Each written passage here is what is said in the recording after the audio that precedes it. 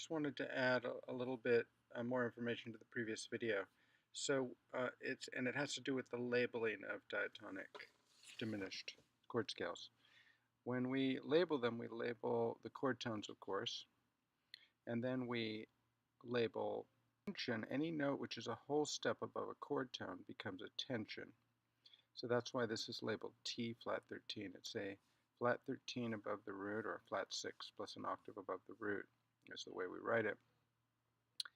But it's a whole step above the flat 5, so it's an available tension. And then there's this other terminology that might be kind of surprising, but this note is actually available, a diatonic note, between the diminished seventh and the root of the chord, and it's called T major 7. It's a whole step above the diminished seventh. Why it's not called T14, I'm not sure, but that's it's called T major 7, probably to become easier to think about, and that makes the diatonic diminished chord scale an 8-note scale.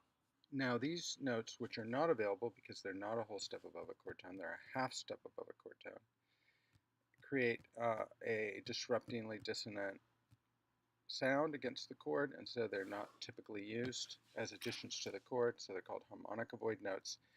But unlike in other chord scales, we don't have to specifically label them. All we have to do is color in their note heads and thus label them with that coloring in as harmonica void notes.